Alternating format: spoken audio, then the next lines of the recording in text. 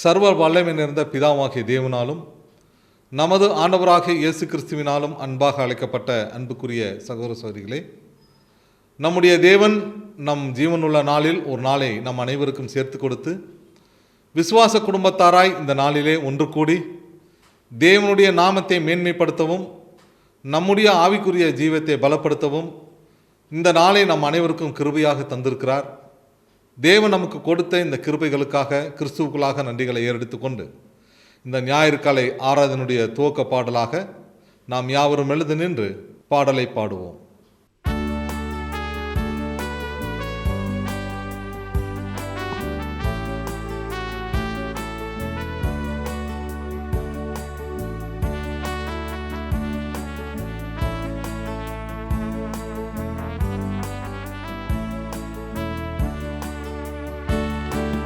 கல்வாரி சிலுவையில்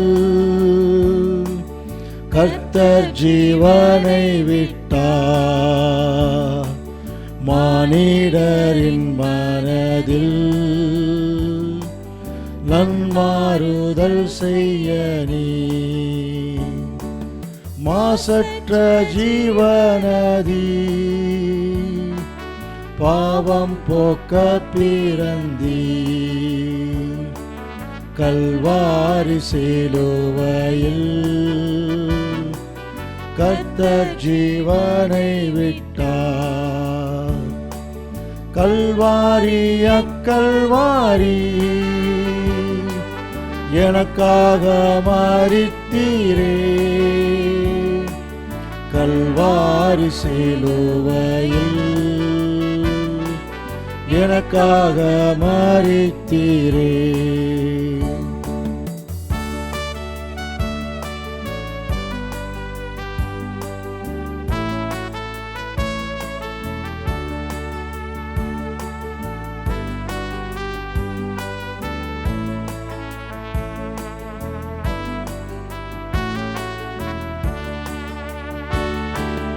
இந்த அன்பின் பாசந்தான் மீட்பருக்கு எத்தனை முழு தத்தம் செய்யத்தான் ஆவி பொருள் தேகத்தை சர்வாங்க பலியாக கர்த்தரே படைக்கின்றேன். எனக்காக மரித்தீர் கல்வாரி சிலுவையில். கல்வாரி அக்கல்வாரி எனக்காக மரித்தீரே. கல்வாரி சிலுவையில் எனக்காக மரித்தீரே.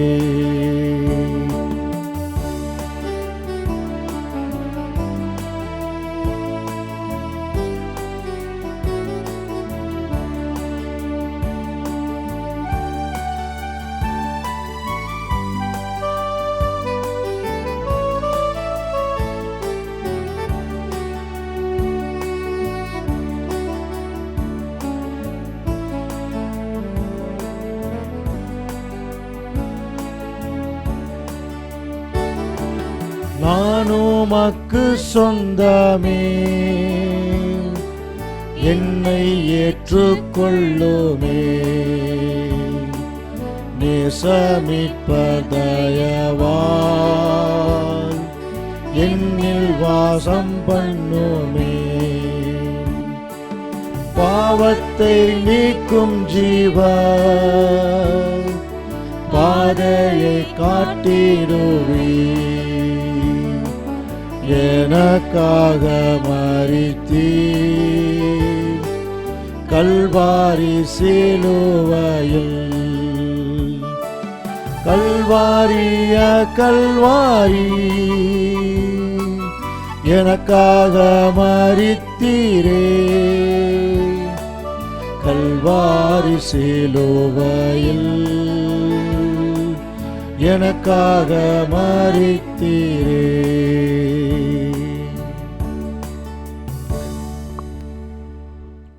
கிறிஸ்துவுக்குள் மிகவும் அன்பாக அழைக்கப்பட்ட அன்புக்குரிய சகோதர சகோதரிகளே, இந்த ஞாயிறு காலை ஆராதனுடைய துவக்க ஜெபத்தை நம்முடைய அன்பு சகோதரர் அவர்கள் வழிநடத்துவார்கள். ஜெபம். வானத்திலும் பூமியிலும் சகல அதிகாரம் படைத்த அன்பின் பரலோக தந்தையே, ஆசீர்வதிக்கப்பட்ட இந்த நாளுக்காக நேரத்துக்காக மக்கள் நன்றி செலுத்துகிறோம். அப்பா, எங்கள் வாழ்நாளே இந்த ஒரு நாளைக்கான செய்து விசேஷ விதமாக சகோதர சகோதரர்களாக நாங்கள் ஒன்று கூடி உங்கள் மகத்துவமுள்ள வார்த்தைகளை கேட்கும்படியாக தேவரீர் பாராட்டின கிருபைகளுக்காக மக்கள் நன்றி செலுத்துகிறோம். அப்பா, எங்கள் வாழ்நாளில் இந்த ஒரு நாளில் தகப்பனே நீர் கொடுக்கக்கூடிய இந்த சத்திய ஆகாரத்தை நாங்கள் உண்டு பலன் கொண்டு எங்கள் இருதய பிள்ளை எழுதி கொண்டு அதன்படி எங்கள் வாழ்க்கையை நாங்கள் சீர்படுத்தி வாழவும் உமது குமாரனும் எங்கள் ஆண்டவருமாக இயேசு கிறிஸ்துவின் வழியிலும் சத்தியத்திலும் நடந்து அவரை போல உமக்கு பிரியமுள்ள காணிக்கையாக பலியாக முற்றிலும் ஒப்புக் கொடுக்க தேவன் தாமே உமது பரிசுத்தாவி தந்து எங்களை பலப்படுத்தும்படியாக உமக்கு கெஞ்சி மன்றாடுகிறோம். இந்த மன்றாட்டுக்களை அன்பின் ஆண்டவரும் உலக இரட்சகருமாகிய இயேசு கிறிஸ்துவின் நாமத்தில் எடுக்கிறோம். பரிசுத்தமுள்ள எங்கள் நல்ல பிதாவே, ஆமென். கிறிஸ்துவுக்குள் மிகவும் அன்பாக அழைக்கப்பட்ட அன்புக்குரிய சகோதர சகோதரிகளே, இந்த நாளுக்குரிய பரலோக மன்னாவை நம்முடைய அன்பு சகோதரர் வாசிக்க கேட்போம். மார்ச் 21 இந்த நாளுக்குரிய மன்னா. உங்கள் சத்துருக்களை சிநேகியுங்கள், உங்களை சபிக்கிறவர்களை ஆசீர்வதியுங்கள், உங்களை பகைக்கிறவர்களுக்கு நன்மை செய்யுங்கள், உங்களை நிந்திக்கிறவர்களுக்காகவும் உங்களை துன்பப்படுத்துகிறவர்களுக்காகவும் ஜெபம் பண்ணுங்கள். மத்தேயு 5:44. இதற்குரிய விளக்கம்: நம்மை எதிர்த்து எதையும் செய்பவர்களிடையே எந்த அளவுக்கு நாம் விருப்பத்தை காட்டுகிறோம் என்பதை சோதிப்பதற்கு இது ஒரு பரீட்சை. அவர்கள் தவறுதலை உணர்த்த நாம் அவர்களிடம் அன்பை காட்டி அவர்களுக்கு உதவி செய்கிறோமா, அவர்களுக்காக ஜெபித்து அவர்களுடைய பலவீனங்களை சகித்து அவர்களுக்கு போதனையாக முன்மாதிரியான ஜீவியம் ஜீவிக்கிறோமா? இப்படி செய்வோமையானால் அநேக பாவங்களை மூடுகிறவர்களாக இருப்போம்.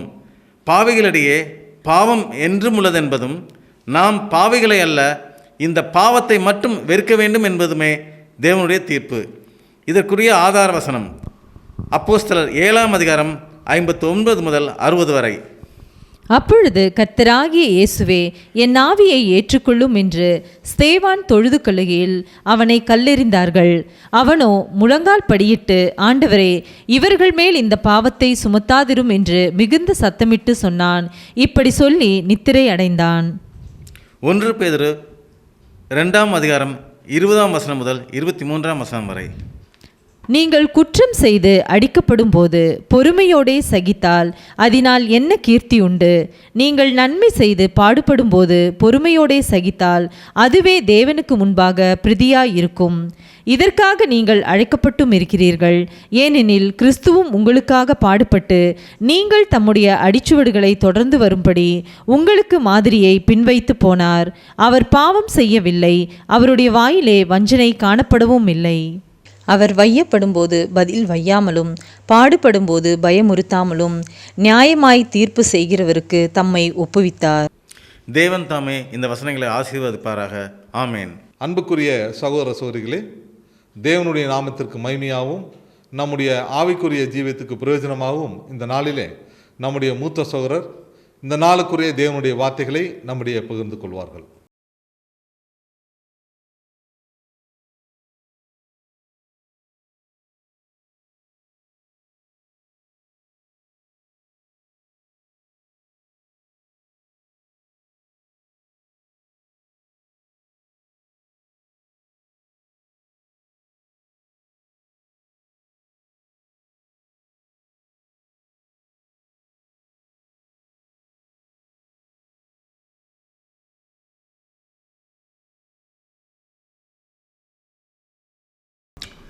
கிறிஸ்து இயேசுவுக்குள் அன்பாய் அழைக்கப்பட்ட அன்புக்குரிய சகோதர சகோதரிகளே, அனைவருக்கும் ஆண்டவராய் இயேசு கிறிஸ்துவுடைய நாமத்தினாலே அன்பின் வாழ்த்துக்கள்.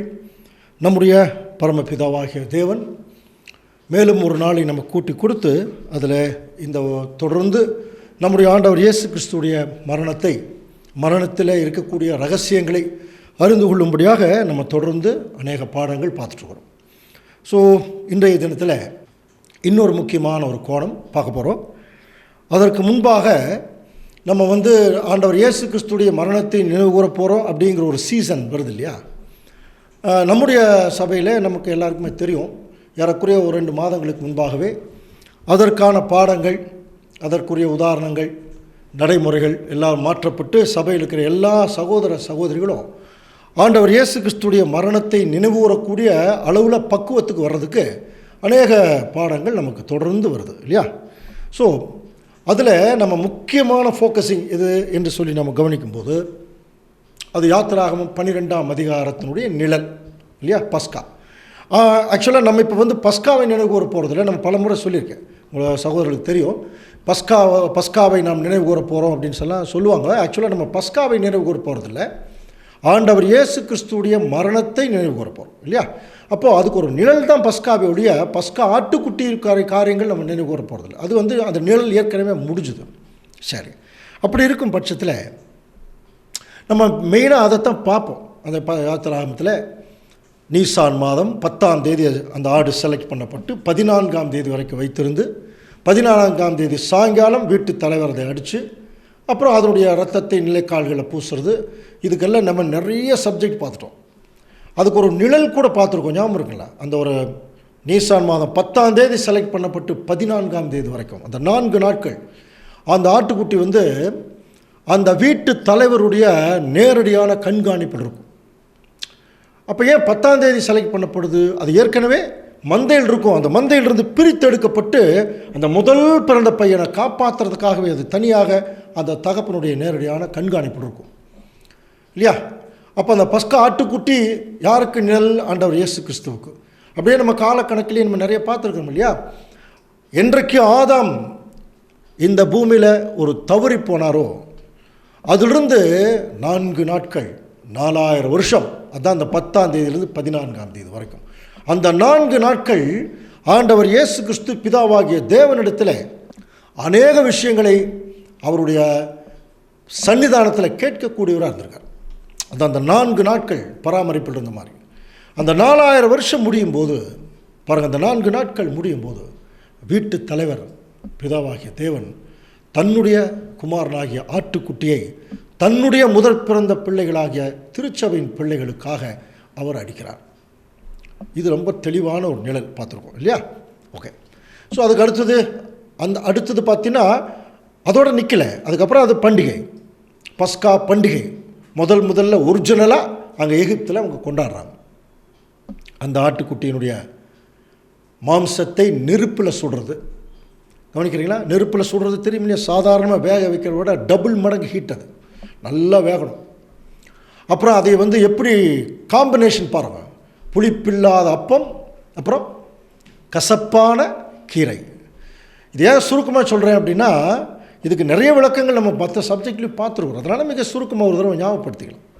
அப்போது அந்த இஸ்ரேல் ஜனங்கள் 3 நாள் பிரயாணமாக போகிறாங்க.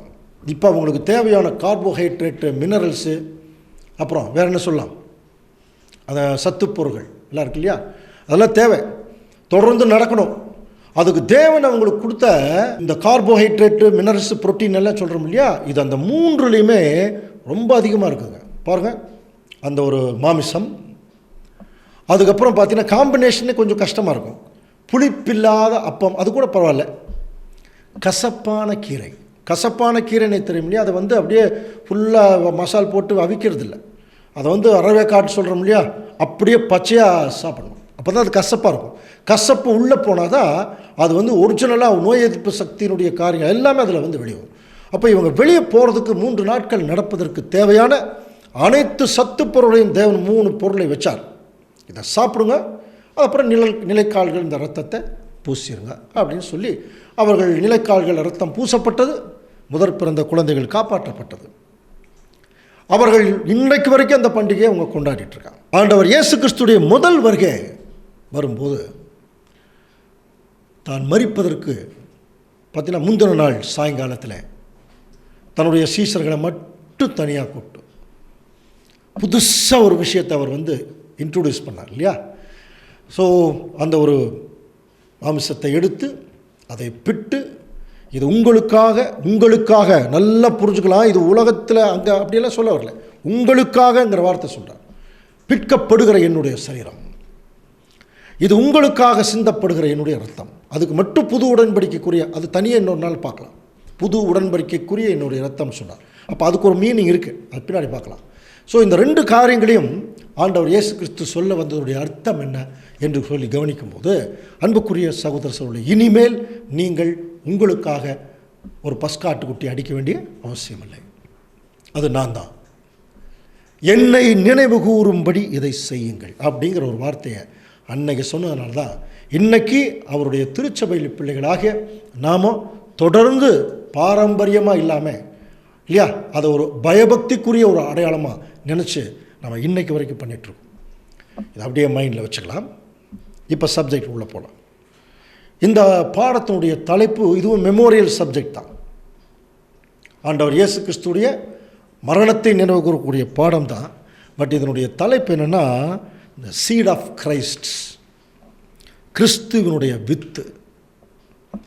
இப்போ நம்ம பேசிக் சப்ஜெக்டில் ஸ்திரீயினுடைய வித்து தானே கண்டுபிடிச்சிருக்கோம், ஸ்திரீயினுடைய வித்து தான் பார்த்துருக்கோம், சரியா? அப்புறம் சர்பத்தின் வித்து அதையும் பார்த்துருக்கோம். ஆனால் இப்போ நம்ம பார்க்க போகிறது கிறிஸ்துவுடைய ஒரு வித்தான். அது என்னங்கிறத இன்றைக்கி நம்ம பார்க்கலாம். அது என்னன்னு தெரிஞ்சிருச்சுன்னா, ஏன் இந்த பூமியில் ஆண்டவர் இயேசு கிறிஸ்து இந்த முதற் பலன்களாகிய தேவனுடைய பிள்ளைகளுக்காக தன்னுடைய முதல் சொட்டு இரத்தத்தை சிந்தினார் அப்படிங்கிற விஷயத்தை கண்டுபிடிக்கலாம். அன்புக்குரிய சகோதர சகோதரர்களே, நமக்கே தெரியும், இஸ்ரேல் ஜனங்களுக்கு தேவன் கொடுத்த முதல் பிரமாணம் என்ன? முதல் கட்டளை, முதல் கற்பனை என்ன தெரியுமா? பஸ்காதான். அவங்க எகிப்தில் அடிமைகள் மாதிரி இருந்தபோது அந்த ஜனங்களை வெளியே கொண்டு வர்றதுக்கு தேவன் முதல் கொடுத்த கற்பனை பஸ்கா. அதில் ரொம்ப முக்கியமாக ஆச்சரியமான விஷயம், அந்த முதற் பிறந்த குழந்தைகளை இப்படி எப்படியாவது காப்பாற்றணும். கொஞ்சம் கவனிச்சு பார்த்தீங்கன்னா, இஸ்ரேல் ஜனங்கள் டோட்டலாக ஃபேமிலிக்கெல்லாம் பிரச்சனை கிடையாது, அந்த முதல் பிறந்த பையனை தான் காப்பாற்றணும். நல்லா புரிஞ்சுக்கலாம். அப்படி என்ன முதல் பிறந்த பையன் அவ்வளோ இம்பார்ட்டன்ஸ் இருக்கா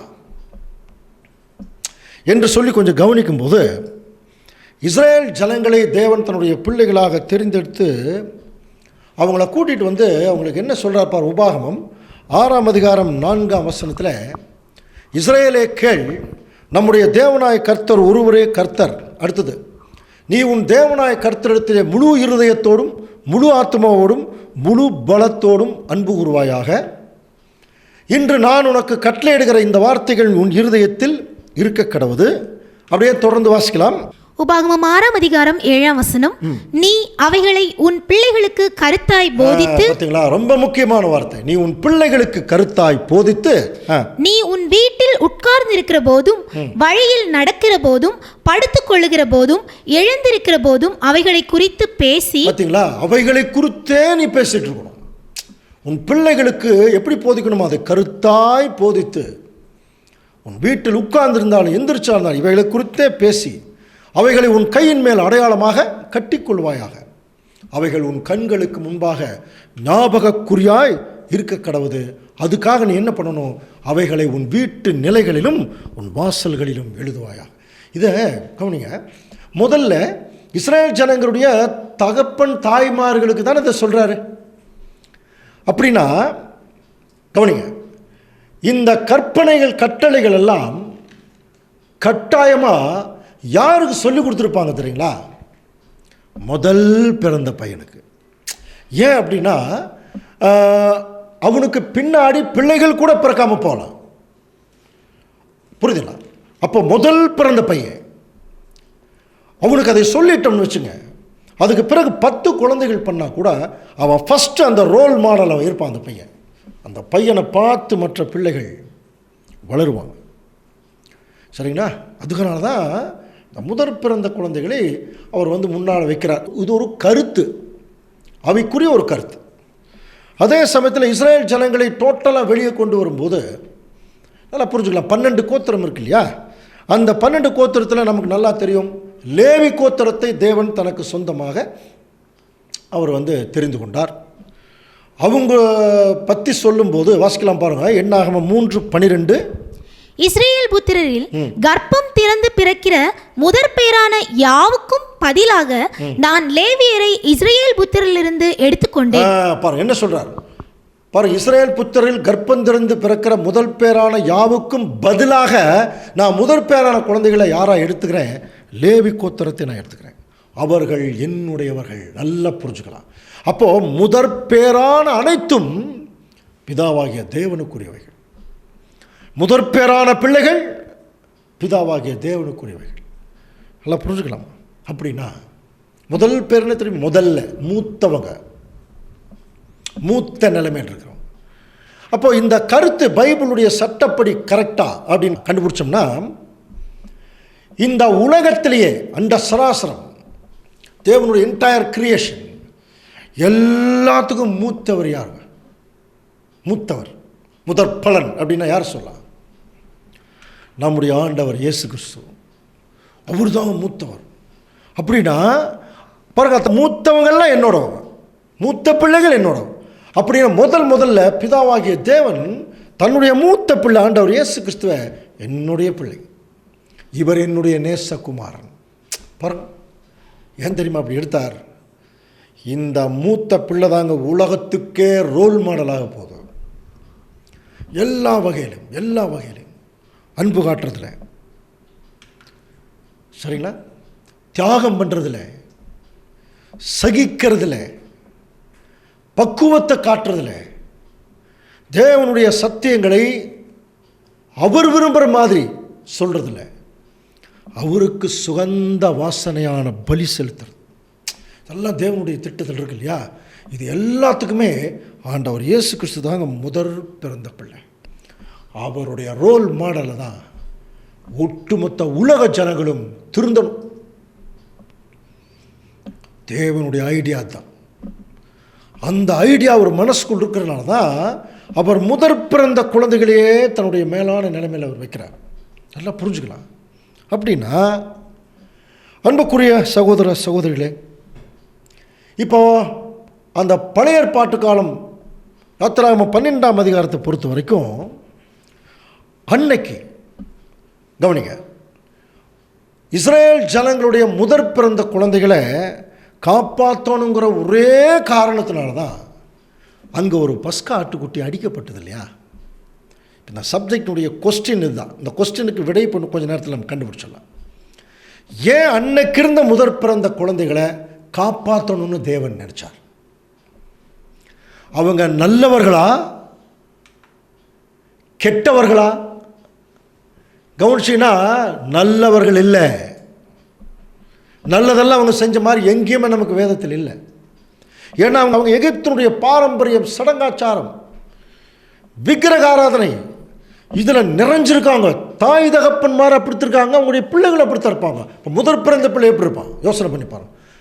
ஆனால் அவன் எந்த நல்ல காரியம் பண்ண மாதிரியே தெரியலையே. ஆனால் தேவன் எதுக்காக அந்த மூத்த பிள்ளைகளை காப்பாற்றணும்னு நினைக்கிறார்? அவங்க ஏதாவது நல்லது பண்ணாங்களா? அல்லது தேவனுக்கு கீழ்ப்படிஞ்சாங்களா? ஒருவேளை மூத்த பிள்ளைகளெல்லாம் தேவனுக்கு கீழ்ப்படுகிறாங்க, அதனால் அவங்கள காப்பாற்றிடலாம் அப்படின்னு சொல்லி தேவன் இந்த ஒரு ஃபார்மாலிட்டி கொடுத்துருந்தா ஓகே. எந்த விதமான நல்ல காரியம் பண்ணல, அவங்க கெட்டது தான் பண்ணியிருப்பாங்க. அப்படின்னா ஒரு கெட்ட நிலைமையில் இருக்கக்கூடிய அந்த மூத்த பிள்ளைகளை காப்பாற்றணுங்கிற எண்ணம் தேவனுக்கு எப்படி வந்தது? கவனிங்க. அப்போ அதில் ஏதோ ஒரு உள்ளுக்குள்ள ஏதோ ஒன்று இருக்கு, அதை கண்டுபிடிக்கணும். அந்த சென்டர் கோர்னு ஒன்று இருக்கு இல்லைங்களா? அதை வெளியே எடுத்தோம்னா தான் தேவனுடைய ஒரு ஆழமான அன்பு நமக்கு விளங்கும். அதுக்கு நமக்கு ஒரு வசனம் நமக்கு நல்லா பயன்படும். இதெல்லாம் நடந்து முடிஞ்சு ரொம்ப நாள் கழித்து ஆண்டவர் இயேசு கிறிஸ்துடைய காலத்துக்கு பிறகு ஆண்டவர் இயேசு கிறிஸ்துவ அந்த பந்தியை அனுசரித்ததுக்கப்புறம் கூட இஸ்ரேல் ஜனங்களில் பார்த்து அவங்களுக்கு தெரியாது, சீஷர்களுக்கு கூட எதுக்கு இந்த செய்தாருங்கிறது தெரியாமல் இருந்தாங்க ரொம்ப நாளாக. இதுதான் என்னை பிற்கப்படுவதற்காக அடையாளம், என்னுடைய ரத்தம் சிந்தப்படுவதற்கான அடையாளம் அப்படின்லாம் சொல்லிவிட்டு அவர் தன்னுடைய மரணத்துக்குள்ளே போயிட்டார். ரொம்ப நாளாக எதுக்கு பண்ணார்னு தெரியலைங்க. ஆனால் அப்போஸ்தலனாகிய பவுல் இருக்கார் பாருங்க, ஞானி, அவர் தாங்க புரிய வைக்கிறதுக்கு ட்ரை பண்ணாரா? அவர் தான் சொன்னார். 1 கொரிந்தியர் 5ஆம் அதிகாரம் 7ஆம் வசனம் வாசிக்கலாம். ஆகையால் நீங்கள் புளிப்பு இல்லாதவர்களாய் இருக்கிறபடியே புதிதாய் பிசைந்த மாவாய் இருக்கும்படிக்கு பழைய புளித்த மாவை புறம்பே கழித்து போடுங்கள். இந்த புளித்த மாவை குறித்து கூட நம்ம இந்த காலங்களில் படிக்கலாம். புளித்த மாவுங்கிறது தெரியும் இல்லையா? பாவம். என்ன சொன்னார்னாங்க இஸ்ரேல் ஜனங்களுக்கு, இந்த புளிச்சு போன விஷயம் புளித்தமா உன்னுடைய வீட்டில் உன்னுடைய காம்பவுண்ட்லேயே இருக்கக்கூடாது, உன் ஏரியாவிலே இருக்கக்கூடாதுன்னார். இந்த புளிச்சு போன விஷயமே இருக்கக்கூடாது. தேவன் உங்களுக்கு கட்டளை கொடுத்தார். அந்த புளித்தமாக நமக்கு தெரியும் இல்லையா, துர்குணம் பொல்லாப்பு படிச்சிருக்கோமா? அப்போ இந்த பந்தை அனுசரிக்கக்கூடிய தேவனுடைய பிள்ளைகளுக்கு எந்த சூழ்நிலையிலும் துர்குணம் பொல்லாப்பு இருக்கக்கூடாது.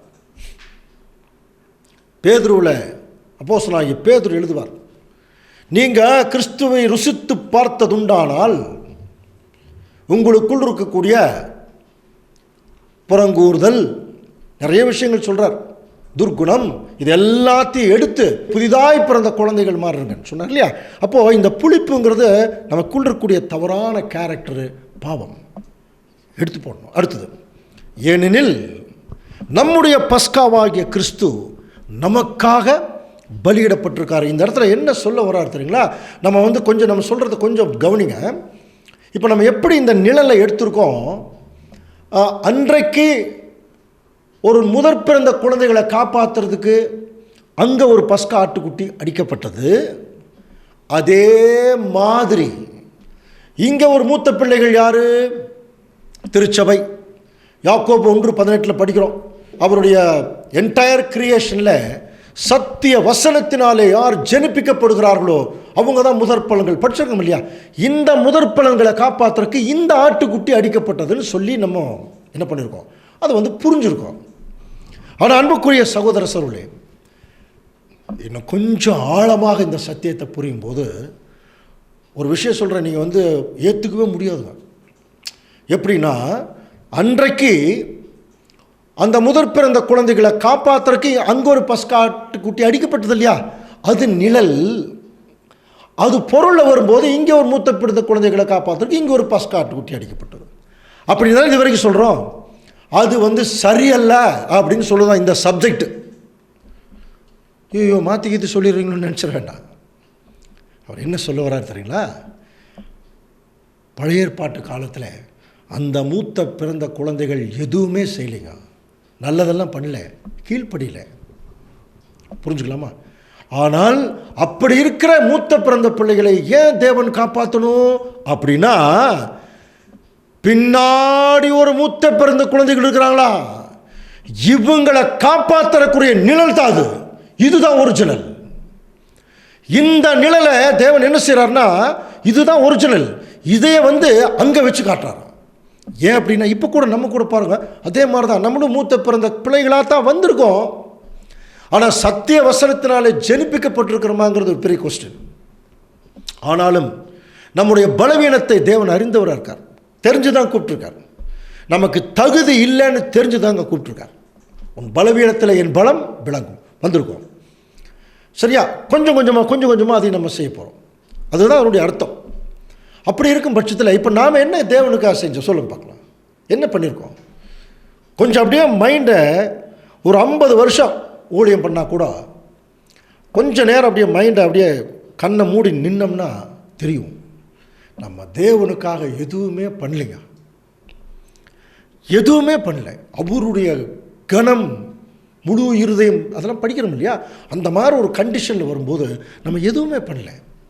நம்ம எந்த விதமான நன்மையும் பண்ணல, தீமை வேணால் பண்ணியிருக்கோம் அந்த மாதிரி. ஆனால் இந்த ஜனங்களை தேவன் விரும்பிட்டாருங்க. இவங்களை விரும்பி இவங்களை காப்பாற்றணுங்கிறதுக்காக அங்கே ஒரு நிழலை வைக்கிறார். இப்போ நம்முடைய கேள்வி என்னென்னா, அப்படி என்னங்க நம்மகிட்ட இருக்கு? தேவன் அன்பு வச்சு அவருடைய குமாரன் இயேசு கிறிஸ்துவையே நமக்கு, நம்முடைய பஸ்காவாகிய கிறிஸ்து நமக்காக பலியிடப்பட்டிருக்கிறாரு. நமக்காக, அந்த நமக்காகங்கிற வார்த்தை இருக்குது பார்த்தீங்களா? அது ரொம்ப முக்கியமான வார்த்தை. அப்படின்னா அது என்ன, அப்படி என்ன நம்ம பண்ணிட்டோம்? ஒன்றுமே பண்ணல. அப்படி இருக்கும் பட்சத்தில் என்ன காரணத்திற்காக தேவனே அந்த ஆட்டுக்குட்டியை அடித்த மாதிரி அடிச்சிங்க கிறிஸ்துவை? இப்போ கூட கவனிச்சு பாருங்க. ஏன் அப்படின்னா, இந்த நிழல் ஒரிஜினல் எப்படிங்கிறது கவனிக்கும் போது, ஆட்டுக்குட்டியை அடித்தாங்க இல்லையா? அந்த படத்தை பார்த்தீங்கன்னா அந்த கழுத்தை வெட்டுவான், கழுத்தை அப்படி தானே பண்ணியிருப்பாங்க, துண்டிச்சிருப்பாங்க இல்லையா?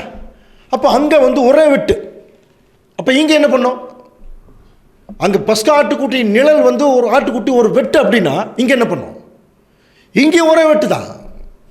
ஆனால் ஏன் அதை செய்யலை?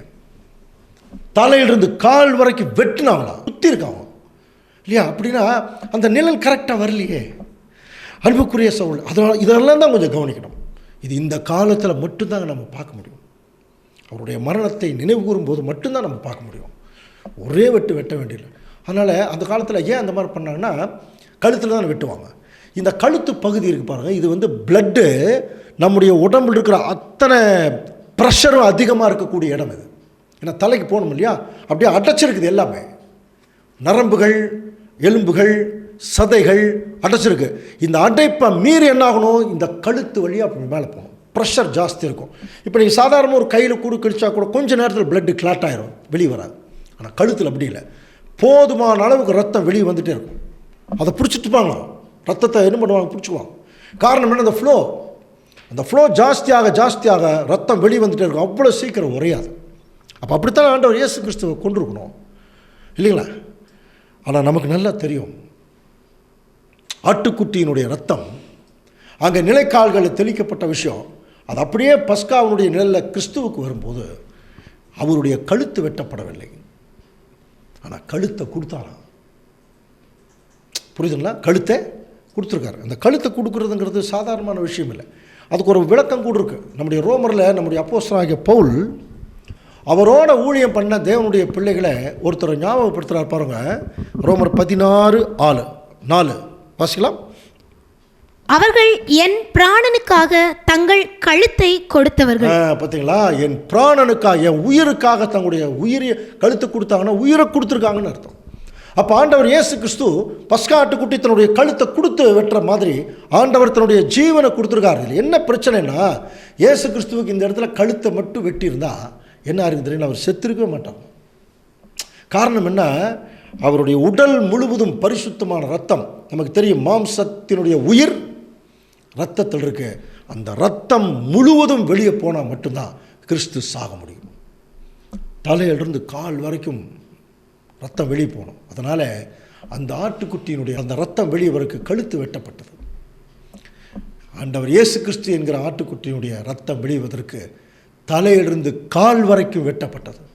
யோசனை பண்ணி பாருங்க, தலையிலிருந்து கால் வரைக்கும் முள்முடி வச்சிலிருந்து இல்லையா, என் முதுகை குத்தினார்கள், என் கைகளையும் கால்களையும் உருவ குத்தினார்கள் வசனம் படிச்சிருக்கோம். கையெல்லாம் கால் எல்லாம் குத்தி இருக்கிறாங்க. எல்லா சதையில் இருக்கிற ஒவ்வொரு ரத்த நாளும் கூட வெளியே வரும். யோசனை பண்ணி பார்க்க, ரத்தம் வெளியே போக போக எவ்வளவு ஒரு வேதனை வலி இருந்திருக்கும் இல்லையா? தான் கடந்த சப்ஜெக்டில் பார்த்தோம். தன்னுடைய மனைவியே நினச்சிட்டு ஆண்டவர் என்ன செய்கிறார்னா அத்தனை வலிகளையும் தாங்குறார். நான் செத்து போகிறதுனால தான் என்னுடைய மனைவி உயிரோடு வரப்போம் அப்படிங்கிற ஒரு விஷயம். முதலாம் ஆதாம் தூங்க வச்சு தான் தேவன் முதலாம் ஏவாள் எடுத்த மாதிரி ரெண்டாம் ஆதாம தேவன் தூங்க வைக்கிறார். தூங்க வைக்கிற மெத்தட் பாருங்க. அந்த ஆதாம் கம்ஃபர்டபுளாக அப்படியே மயக்கமாயிட்டார். அவருக்கு எந்த வலியும் தெரில இல்லையா, அனஸ்தீசியா கொடுத்துட்டார் தேவன், மயக்கமாயிட்டார். ஆனால் இங்கே அப்படி இல்லை, முழு தெளிவோட, அதாவது முழு அந்த ஒரு கான்சியஸ் சொல்கிறோம் இல்லையா, அந்த கான்சியஸில் எவ்வளோ வலி எடுத்திருக்கும் யோசனை பண்ணோம் இல்லையா. அவருடைய சிந்தனை முழுவதும் அவருடைய மனைவிக்காக, மனவாட்டிக்காக. அதனால தான் அன்றைக்கு பாருங்கள், ஆண்டவர் இயேசு கிறிஸ்துடைய அந்த ரத்தம் சிந்தப்பட்டதே அவருடைய திருச்சபை அவர் மைண்டில் வச்சுட்டே தன்னுடைய ஒவ்வொரு சொட்டு ரத்தத்தையும் அவர் சிந்தியிருக்கார். இதை பவுல் சொல்லும்போது அன்றைக்கு பஸ்கா ஆடு எதற்காக அடிக்கப்பட்டது? அன்னைக்கு இருக்கிற முதற் பிறந்த பசங்க. அதே மாதிரி கிறிஸ்து எதற்காக அடிக்கப்பட்டார்? அந்த முதற் பலன் நாம தான். கவனிங்க. அப்படின்னா என்ன காரணத்துக்காக இந்த முதற் பிறந்த பிள்ளைகளை தேவன் இவ்வளவு மேன்மையாக நினைக்கிறார்? அல்லது இயேசு கிறிஸ்து ரொம்ப மேன்மையாக நினச்சதுனால தான் அவர்களுக்காக தன்னுடைய ஜீவனை கொடுக்குறாரா? ஆனால் அப்படியே பழைய ஏற்பாட்டில் பாருங்கள், அந்த முதற் பிறந்த பசங்களை ஒரு லிஸ்ட்லேயே வைக்க முடியாது. கீழ்ப்படிஞ்சாங்களா? இல்லை. கற்பனையை கை கொண்டாங்களா? இல்லை. அப்படின்னா அவங்க எதில் தான் இருந்திருக்கணும்? வெளியே கற்பனையை வாங்குற வரைக்கும் அவர்கள் எப்படி தான் இருந்திருக்கணும்? அந்த பழைய பஞ்சாங்கத்தில் தான் இருந்திருப்பாங்க. எகிப்தினுடைய பாரம்பரியம் சடங்காச்சாரத்தில் தான் இருந்திருப்பாங்க. அப்படி இருக்கும்போதே அங்கே தேவன் இந்த முதற் பிறந்த பிள்ளைகளை காப்பாற்றணும்னு நினைக்கிறார் பாருங்க. என்ன காரணம்? அவங்க நல்லவங்களா?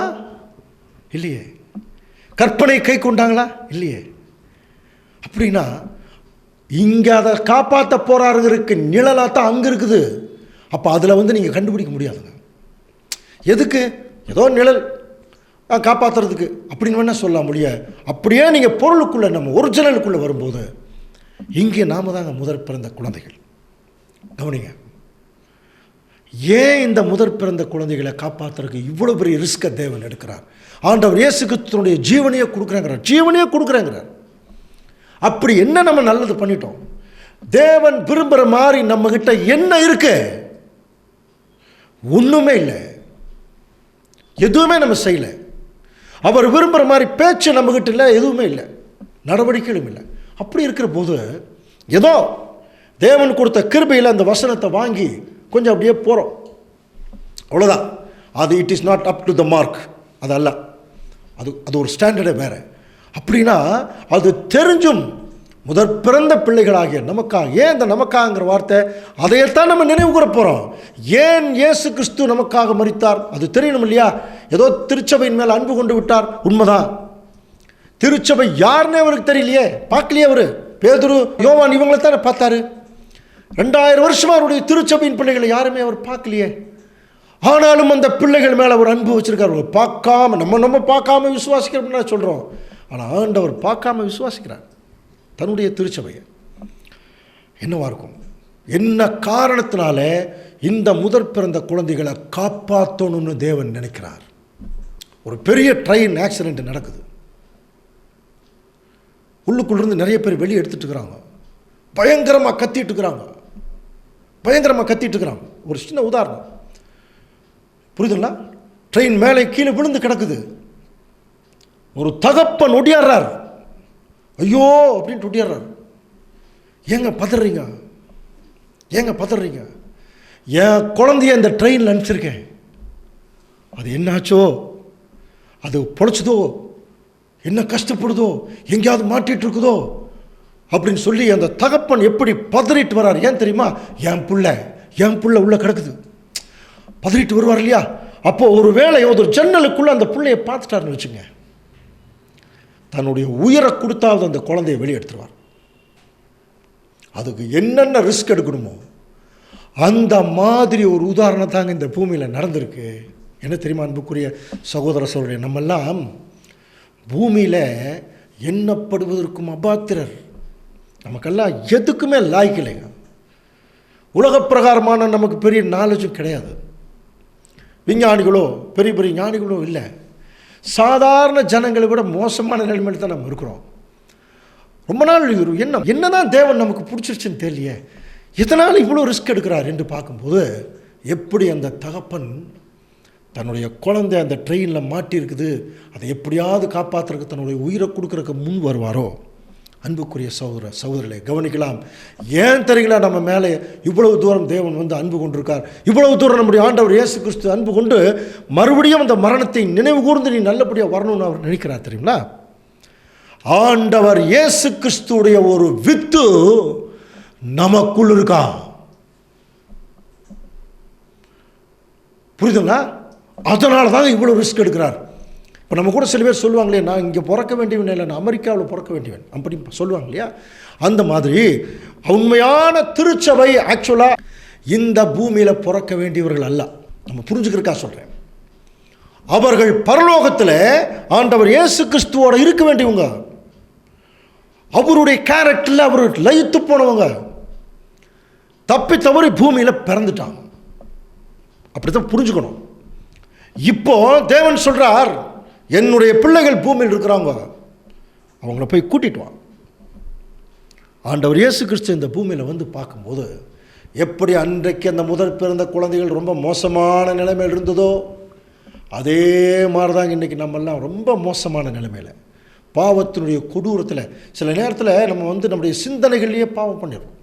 அந்த நிலைமையில் நம்ம இருந்துட்டு இருந்தோமா? இயேசு கிறிஸ்து பார்க்குறார். எதனால் தெரியுங்களா நம்மளை மீட்கணும்னு அவர் நினைக்கிறார்னா, அவருடைய வித்து நமக்குள் இருக்கான். அந்த வித்து என்னன்னு கண்டுபிடிக்கணும். அந்த வித்து நமக்குள் இருக்கிறதுனால தான் நம்மை அந்த வித்து நிமித்தமாக தன்னோடு எடுக்கணும்னு ஆண்டவர் இயேசு கிறிஸ்து நினைக்கிறார். ஒரு படம் பாருங்கள், அந்த படத்தை பார்த்து எதாவது கண்டுபிடிக்க முடியுமான்னு பாருங்கள்.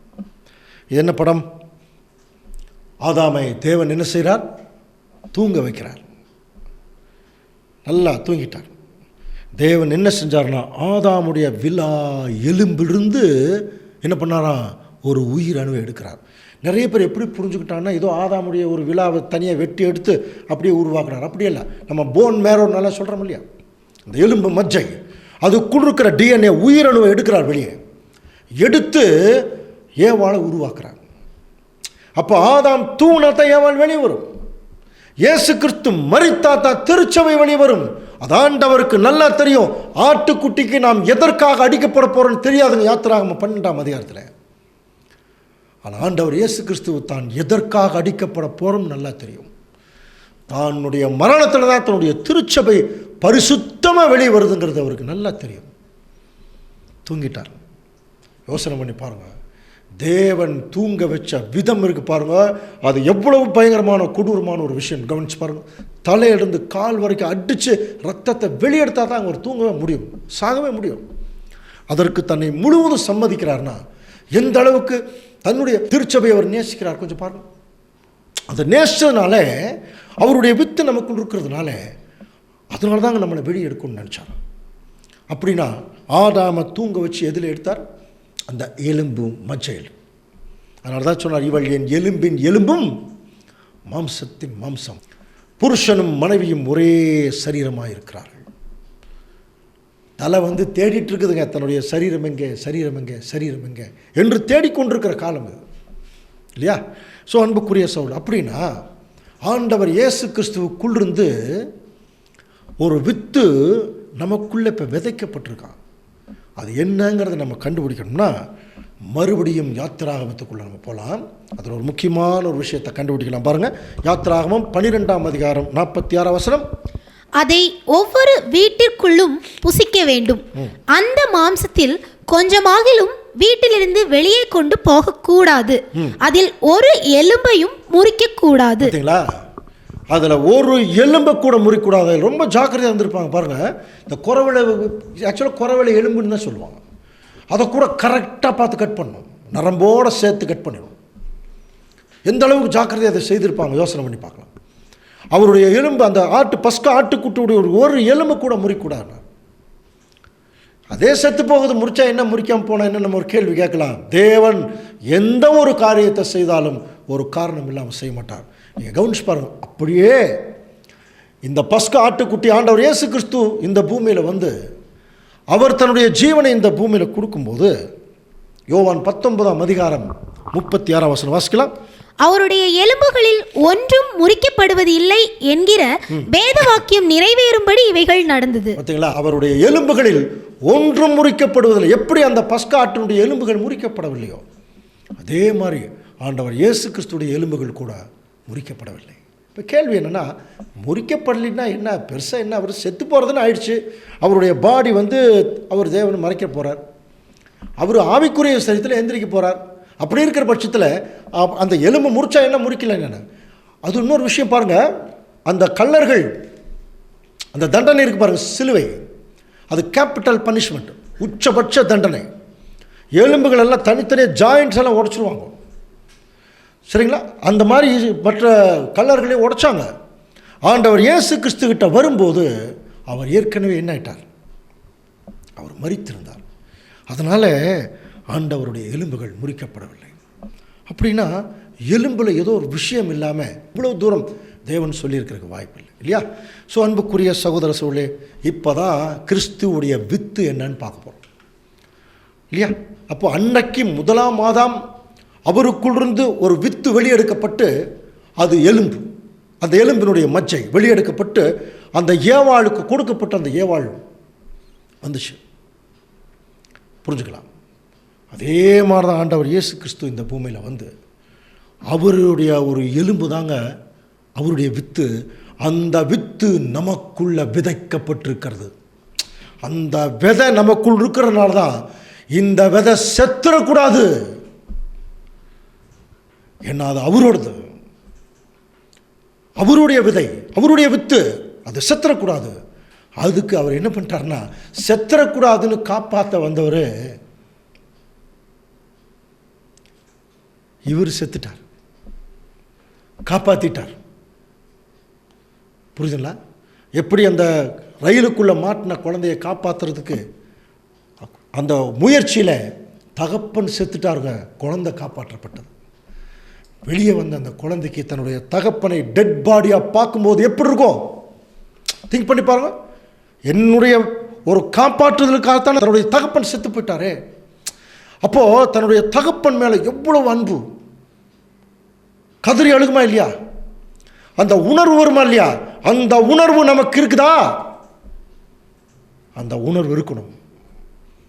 நாம் நம்மை உண்மையாலுமே பாவிகளாக உணர்ந்துட்டோம்னா ஆண்டவர் இயேசு கிறிஸ்து எவ்வளவு நம்ம மேல் அன்பு வச்சிருக்கிறாருங்கிற அந்த உணர்வு நமக்கு இருக்கணும். அதனால் அவருடைய ஒரு வித்தை நமக்குள்ளே வச்சாரா, அந்த வித்து தாங்க அந்த எலும்பு. அப்படின்னா எலும்பில் ஏதோ விஷயம் இல்லாமல் இருக்குமா? திங்க் பண்ணி பாருங்கள். இப்போது யோபுல கூட ஒரு வசனம் இருக்குது.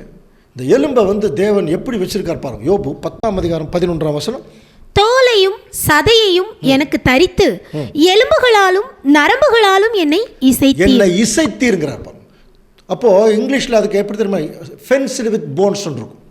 ஸோ நம்முடைய எலும்புகளை தேவன் என்ன பண்ணியிருக்கார், உள்ளே இருக்கக்கூடிய அந்த முக்கியமான பொருள்களுக்கு ஒரு வேலி மாதிரி வச்சுருக்கார் பாருங்க. மூளைக்கு பாருங்கள் மண்டையோடு, நம்முடைய இருதயம் நுரையீரலுக்கு பாருங்கள் மார்பெலும்பு, அதே மாதிரி கிட்னிக்கெல்லாம் கால் எலும்பு. அப்படியே யோசனை பண்ணி பார்க்கலாம். ஒரு மனுஷன் எலும்பே இல்லைன்னா எப்படி இருப்பான் பாரு. இந்த படத்தை பாருங்க. அப்படியே படன்னு ஒரு 2 கிலோ சதையாக விழுந்துருவான். அப்படின்னா எலும்பு எதுக்காக? ஒரு மனுஷனுக்கு ஷேப் கொடுக்குறதே எலும்பு தானே, நிற்க வைக்கிறதே எலும்பு தான் இல்லையா? அப்போ அன்புக்குரிய சகோதர சகோதரி, நம்முடைய சங்கீத புஸ்தகங்களில் கூட 34 சங்கீதம் 19 வாசிக்கலாம். நீதிமானுக்கு வரும் துன்பங்கள் அநேகமாயிருக்கும், கர்த்தர் அவைகள் எல்லாவற்றிலும் நின்று அவனை விடுவிப்பார். பாருங்க, கர்த்தர் அவனை எல்லாவற்றிலும் இருந்து அவனை விடுவிப்பார். அடுத்த வசனம் பாருங்க. அவனுடைய எலும்புகளை எல்லாம் காப்பாற்றுகிறார், அவைகளில் ஒன்றும் முறிக்கப்படுவது இல்லை. பாருங்க, அவைகளில் ஒன்றும் முறிக்கப்படுவதில்லை. இதெல்லாம் சாதாரணமான வசனம் கிடையாது, என்னமோ சொல்ல வர்றாரு. அப்போ எலும்புல என்ன இருக்கு? ஒரு மனுஷன் எந்திரிச்சு நிற்க வைக்கணும்னா அதுக்கு எலும்பு தானே ரொம்ப முக்கியம். அப்படின்னா வேதத்தில் கூட நம்ம சத்தியத்தில் நிற்கிறதுக்கு இங்கேயும் ஏதோ ஒரு எலும்பு தேவைப்படுது. அதை தாங்க இயேசு கிறிஸ்து அவர் மரித்து நமக்கு அதை கொடுத்துருக்காராம். எப்படி 1ஆம் ஆதாமிலிருந்து ஏவாளுக்கு வெளியே எடுத்தார்ல அந்த எலும்பு, அதே மாதிரி ஆண்டவர் இயேசு கிறிஸ்து 2ஆம் ஆதாம் அவர் மரித்து ஒன்றை கொடுத்துருக்காரா நமக்கு. அவர் எலும்புகளை எல்லாம் அவர் காப்பாற்றுகிறார், அதில் ஒன்றும் முறிக்கப்படுவதில்லை. ஸோ இப்போ இந்த எலும்புன்னா என்னன்னு தெரியணும். பிப்ளிக்கல் லாங்குவேஜ்னு சொல்கிறாங்க இல்லையா, சில சிம்பிள்ஸ் இருக்குது, அடையாளம் இல்லையா? தண்ணி அப்படின்னா ஜனங்கள், சில இடத்துல பரிசுத்தாவி படிக்கிறோம் இல்லையா, சில இடத்துல வசனங்கள், அந்த மாதிரி ஒவ்வொரு சிம்பிள் இருக்கு இல்லையா. அந்த மாதிரி எலும்புக்கு ஒரு சிம்பாலிக்கல் மீனிங் இருக்குது அன்புக்குரிய சகோதர சகோதரி. அது நம்ம இஷ்டத்துக்கெல்லாம் சொல்ல முடியாது, அது தேவன் கொடுக்கணும், கொடுத்துருக்கார். நமக்கு நல்லா தெரியும். பேசிக் சப்ஜெக்ட் எடுக்கும்போது இஸ்ரேல் தீர்க்க தரிசனம்னு ஒரு பாடம் எடுத்தோம் இல்லையா, அதில் உலர்ந்த எலும்புகள் ஞாபகம் இருக்கா? எசேக்கியேல் 37ஆம் அதிகாரம். உலர்ந்த எலும்புகளை கொண்டு போய் காமிக்கிறார். இந்த எலும்புகளுக்கு உயிர் வருமா? அது உமக்கே தெரியும். உடனே எலும்புகள் எல்லாம் ஒன்று சேருது, நரம்புகள் சேருது, தோல் மூடிச்சு ஒரு பெரிய சேனையாக நிற்கிறாங்க. எசேக்கியேல் இது யாருன்னு கேட்குறாங்க. படிச்சிருக்கோம் இல்லையா? அப்போ அவங்க அந்த எலும்புகள், அந்த உலர்ந்த எலும்புகள் தெரியும் இல்லையா, இஸ்ரேல் ஜனங்கள், சிதறடிக்கப்பட்ட இஸ்ரேல் ஜனங்கள் ஒன்று சேர்றாங்க. அப்புறம் அவங்களுக்குள்ள ஒரு சதை உள்ள வருது, எந்திரிச்சு நிற்கிறாங்க, தோல் மூடுது, நரம்புன்னா திரும்பி ஒரு பிடிப்பு. அவங்க அவங்களுடைய தொழில் வளர்ச்சி தான் அந்த நரம்பு பிடிப்பு. அப்புறம் தோல் செக்யூரிட்டி நல்ல பக்காவாக நிற்கிறாங்க. நின்றுட்டு அவங்க என்ன சொல்கிறாங்க பாருங்க. எசேக்கியேல் 37ஆம் அதிகாரம் 11ஆம் வசனம். அப்பொழுது அவர் என்னை நோக்கி, மனுபுத்திரனே, இந்த எலும்புகள் இஸ்ரேல் வம்சத்தார் அனைவருமே. இதோ அவர்கள், எங்கள் எலும்புகள் உலர்ந்து போயிற்று, எங்கள் நம்பிக்கை அற்று போயிற்று, நாங்கள் எங்கள் எலும்புகள் உலர்ந்து போயிற்று, எங்கள் நம்பிக்கை அற்று போயிற்று. அந்த எலும்புகளுக்கு ஈக்குவலாக ஒரு வார்த்தை சொல்கிறார், நம்பிக்கை, விசுவாசம். கவனிக்கிறீங்களா? அப்போ அன்புக்குரிய சகோதர சகோதரர்களே, நல்லா புரிஞ்சுக்கலாம். ஆண்டவர் இயேசு கிறிஸ்து அவருக்குள் இருந்த எடுத்த ஒரு எலும்பு தான் இன்றைக்கு தேவன் பேரை வைக்கக்கூடிய விசுவாசம். அந்த விசுவாசம் தாங்க அந்த வித்து நமக்குள் இருக்கான். அப்போ நம்ம தேவனையும் கிறிஸ்துவை விசுவாசிக்கிறோமா? அந்த வித்து இருக்கு. இப்போ இந்த வித்து எப்படி தெரியுமா நமக்குள்ளே வந்திருக்கு? எப்படி ஆதாமை தூங்க வச்சு அதிலிருந்து தேவன் வெளியெடுத்தாரோ, ஏவாளை கொடுத்தாரோ, அதே மாதிரி ஆண்டவர் இயேசு கிறிஸ்துவை தேவன் தூங்க வச்சு அவருடைய மரணத்தின் மூலம் தாங்க நமக்கு மகா பெரிய விசுவாசம் கொடுத்துருக்கார். அன்புக்குரிய சகோதர சகோதரி, அப்படின்னா அந்த எலும்புகள் எதை குறிக்குது? அதுதான் அந்த வித்து, தேவன் பேரில் வைக்கக்கூடிய விசுவாசம். நான் சொல்கிறது உங்களுக்கு புரியுதா? தேவன் பேரில் வைக்கக்கூடிய விசுவாசம்னு நம்ம வைக்கிறது சாதாரண விசுவாசம் இல்லை, மகா பரிசுத்தமான விசுவாசம். இதில் உச்சபட்ச விசுவாசத்தை நம்முடைய ஆண்டவர் இயேசு கிறிஸ்து தாங்க வச்சுருந்தார். இப்போ நம்ம அந்த விசுவாசத்தை எப்படி வைக்கிறோம்? அந்த வித்து பற்றி படிக்கிறோம் இல்லையா? ரோமர் 10ஆம் அதிகாரம் 17ஆம் வசனத்தில் அந்த விசுவாசம் அப்படிங்கிற அந்த எலும்பு இருக்கு பாருங்க. அது எப்படி தெரியுமா நமக்குள்ள வருது? வாசிக்கலாம். ஆதலால் விசுவாசம் கேள்வியினாலே வரும், கேள்வி தேவனுடைய வசனத்தினாலே வரும். பார்த்தீங்களா? கேள்வி தேவனுடைய வசனத்தினாலே வரும். அப்போ எவ்வளவு அதிகமாக தேவனுடைய வசனங்களை நம்ம கேட்குறோமோ அவ்வளோ அதிகமாக நம்ம விசுவாசத்துக்குள்ள வளரும். அந்த விசுவாசம் என்கிற எலும்பு நம்மளை எந்திரிச்சு அப்படி நிற்க வைக்குமா? புரியுதுங்களா? இந்த வித்து நமக்குள்ள தேவன் வச்சதுனால உண்மையான விசுவாசிகள் ஆண்டவர் இயேசு கிறிஸ்து என்ன செய்கிறார்னா, என்னுடைய மனவாட்டி இந்த பூமியில் இந்த உண்மையான விசுவாசத்தில் இருக்கிறாங்க. என்ன பிரச்சனை? அந்த விசுவாசத்திலேயே இவங்க தொடர்ந்து நிற்க முடியாமல் போயிடுது. காரணம், பூமியில் இருக்கக்கூடிய அனைத்து விதமான சோதனைகள், பாடுகள், துன்பங்கள், அவமானம். அந்த விசுவாசத்தில் நிலைச்சு நிற்காமல் போகும்போது கொஞ்சம் கொஞ்சமாக தேவனை விட்டும் கிறிஸ்துவை விட்டும் விலகக்கூடிய ஒரு சூழ்நிலை வரும். இப்படியே நம்ம சத்தியத்தில் இருந்துட்டு வாரம் நம்ம கோயிலுக்கு போயிட்டு வந்துட்டு கன்வென்ஷன் அட்டன் பண்ணிகிட்டே இருந்தோம்னு வச்சுங்க, என்னைக்காவது ஒரு நாள் அந்த விலகக்கூடிய நிலைமைக்குள்ளே ஒரு சூழ்நிலை வரும்போது ஆட்டோமேட்டிக்காக நம்முடைய பழைய மனுஷன் வேலை செய்ய ஆரம்பிச்சிருவான், விலகிடுவோம். அதனால தான் தேவன் பார்த்தார். அன்புக்குரிய சகோதர சகோதரர்களே, இவங்க தொடர்ந்து இவங்களுடைய பரிசுத்தமாகுதலுக்குள்ளே வரணும்னா 2 ஆப்ஷன். ஒன்று, இவர்கள் அடிக்கடி தங்களை பாவிகள் என்பதை உணரணும். 2வது, அந்த பாவிகளுக்காக இயேசு கிறிஸ்து உயிரை கொடுத்து தான் இவங்களை சுத்தப்படுத்தியிருக்கிறாருங்கிறத உணரும். இந்த 2ஐயும் எப்போ உணர்வாங்க?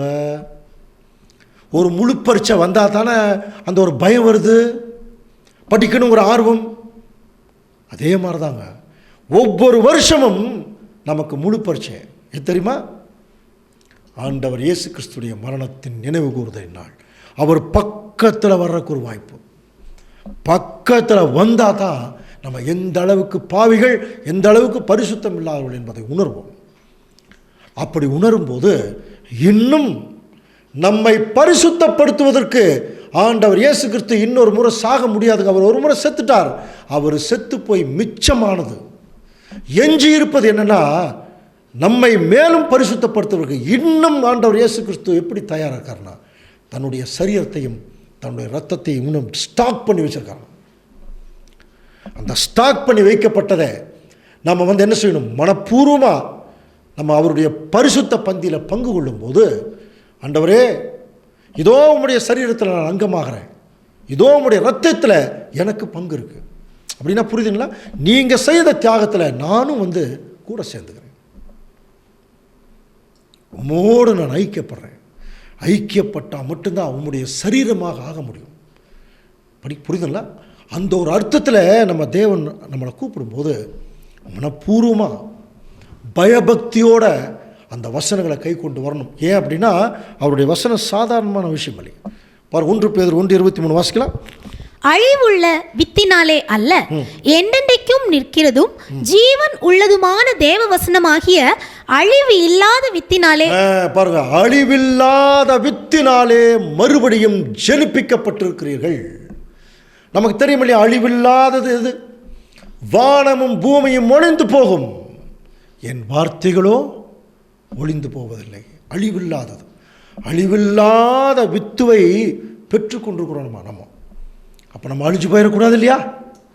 நம்ம அழிந்து போய்விடக்கூடாதுங்கிறதுக்காக அந்த அழிவில்லாத வித்துவாக பாவிக்கப்படக்கூடிய அந்த 2 காரியத்தை நம்ம முக்கியமாக கவனிக்கணும். அன்புக்குரிய சகோதர சகோதரர்களே, அந்த எலும்பில் எவ்வளோ விஷயம் இருக்குது பாருங்கள். அந்த எலும்பு வச்சு தாங்க ஏவாள் செய்யப்பட்டாங்க. யோசேப்பை பற்றி படிச்சிருக்கோம். அவர் என்ன பண்ணார் தெரியுங்களா? ராஜாவாக இருக்கார், தன்னுடைய ஜனங்களை கூப்பிட்றார். என்னைக்காவது ஒரு நாள் தேவன் உங்களை சந்திப்பார். இன்னைக்கு நான் ராஜாவாக இருக்கேன், இது நிரந்தரம் இல்லை. நம்முடைய பிதாவாகிய தேவன் தான் நிரந்தரம். அவர் நமக்கு கொடுத்த தேசம் கானான் தேசம், எகிப்து அல்ல. அதனால் நான் செத்து போனால் கூட, என்னை புதைச்சா கூட, நீங்கள் இங்கிருந்து தேவன் கொடுத்த கானான் தேசத்துக்கு நீங்கள் போகும்போது என் எலும்பை கூட இங்கே வெட்டுறாதீங்க சொன்னார். வாசிக்கலாம் பாருங்கள், ஆதியாகமம் 50:25. தேவன் உங்களை சந்திக்கும் போது, எப்படி சொல்ற பாருங்க, தேவன் உங்களை சந்திக்கும் போது என் எலும்புகளை இவ்விடத்திலிருந்து கொண்டு போவீர்களாக என்றும் சொல்லி, என் எலும்பு கூட இங்கே விட்டுறாதீங்கன்னா. என்ன ஆச்சரியம்னா, இவங்க இஸ்ரேல் ஜனங்கள் எல்லாம் போயிட்டு இருக்கும்போது, எகிப்து விட்டு போகும்போது எல்லாருக்கும் என்ன வரும்னா, அவங்க பொருள் எடுக்கணும், இந்த பொருள் எடுக்கணும், அதை எடுக்கணும், இதை எடுக்கணும் தான் நினைப்பாங்க. ஆனால் பாருங்க, மோசே மறக்காம அந்த யோசேப்பினுடைய எலும்பை எடுத்துட்டு போய் அங்கே புதைச்சாராம். இதுக்கு ஒரு அர்த்தம் இருக்கு. யோசேப்பு நம்முடைய ஏற்கனவே நம்முடைய ஆண்டவர் இயேசு கிறிஸ்துவுக்கு நிழலாக படிச்சிருக்கோம் இல்லையா, ஒரு சப்ஜெக்ட்லையே. அப்போ இயேசு கிறிஸ்து என்ன சொல்ல வரார்? நீங்கள் தேவன் பேலையும் என் பேலையும் வைக்கக்கூடிய விசுவாசம் இருக்கு இல்லையா, அது எகிப்தில் வைக்காதீங்க. அது எங்கே இருக்கணும்? கானான் தேசத்துக்கு போக வேண்டியது. நம்முடைய முழு விசுவாசமும் அதனால தான் பவுல் சொல்கிறார், நம்முடைய குடியிருப்போ எங்கே இருக்குது? பரலோகத்தில் இருக்கிறது. அங்கே போகிறதுக்காகத்தான் நம்ம இப்போ ட்ரை பண்ணிட்டுருக்குறோம். நமக்கு குடியிருப்பு இங்கே இல்லைன்ட்டார். ஆனால் நிறைய சந்தர்ப்பங்களில் சத்தியத்துக்குள்ளே வந்திருக்கு. நமக்கே சில நேரத்தில் இந்த சாத்தானுடைய வித்துனுடைய தூண்டுதலில் இங்கேயே குடியிருக்கு, இங்கேயே செட்டில் ஆகிறதுக்கு நம்ம பார்த்துட்ருக்குறோம். ஆனால் தேவனுடைய திருச்சபையின் பிள்ளைகள் அப்படி இல்லை, ஜெயிச்சிருவோம். யோவானில் படிக்கிறோம் இல்லையா, பாருங்கள், வாலிபரே நீங்கள் பலவான்களாக இருக்கிறதுனாலும் தேவ வசனம் உங்களை நிலைத்திருக்கிறதுனாலும் உங்களுக்கு எழுதுகிறேன். அப்போது தேவ வசனம் யாருக்குள்ள நிலைத்திருக்கிறோ அவர்களுக்குள்ள விசுவாசம் நிலைத்திருக்கும். எலும்பு அவர்களுக்குள் இருக்கும். யாருடைய எலும்புன்னா ஆண்டவர் இயேசு கிறிஸ்துடைய அந்த எலும்பு இருக்கும். அந்த எலும்புகள் என்றைக்குமே முறிக்கப்படுவதில்லை.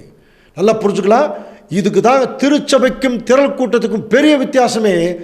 எலும்பு என்றைக்குமே முறியாதான் திருச்சபைக்கு. திரள் கூட்டத்துக்கு இருக்கிற எலும்பெல்லாம் முடிஞ்சிடும். தேவன் பேரில் வைக்கக்கூடிய விசுவாசம் நம்முடைய ஆண்டவர் இயேசு கிறிஸ்து கூட கடைசி நிமிஷம் வரைக்கும் தன்னுடைய பிதாவை தன்னோடு இருக்கிறார்னு விசுவாச்சார். ஆனால் தன்னோட இல்லைங்கிறது தெரியும் போது அதையும் விசுவாச்சாருங்க. கடைசியாக எப்படி தெரியுமா? தேவனே என்னை கைவிட்டீங்க, நான் செத்து போகிறேன்னு சொல்ல, என்னுடைய ஆவியை உம்முடைய கைகளில் ஒப்படைக்கிறேன். அப்பா, என்னுடைய ஜீவன் தான் கைவிடுறதா உங்களுடைய நோக்கம்னா, அந்த கைவிடுறதில் கூட என்னுடைய ஆவியை உம்மிடத்தில் ஒப்படைக்கிறேன். கடைசி சாகும்போது கூட பிதாவாகிய தேவனை முன்னாடி வச்சு தாங்க அவர் செத்து போகிறார். திருச்சபையும் அப்படி தான் இருக்கணும். புரியுதுங்களா? மரணமானாலும் சரி, ஜீவனானாலும் சரி, உயர்வானாலும் தாழ்வானாலும் எதுவானாலும் பிதாவாகிய தேவனையும் நம்முடைய ஆண்டவர் இயேசு கிறிஸ்துவை முன்னாடி வைக்கணுமா? அந்த இம்பார்ட்டன்ஸ் நமக்கு கொடுக்கணும். இதை இயேசு கிறிஸ்து நமக்கு எப்படி தெரியுங்களா கொடுத்துருக்காரு? ஒரு கேள்வி, ஏன் ஆண்டவர் இயேசு கிறிஸ்து மாம்சத்தில் வந்தார் அப்படின்னு ஒரு கேள்வி கேட்கலாம். நிறைய திட்டம் சொல்லலாம். அநேக திட்டங்களில், அநேக நோக்கங்களில் ஒரு முக்கியமான ஒரு நோக்கத்துக்காக தான் இயேசு கிறிஸ்து மாம்சத்தில் வந்தார். அது என்ன நோக்கம்? எபிரேயர் 2:14 வாசிக்கலாம்.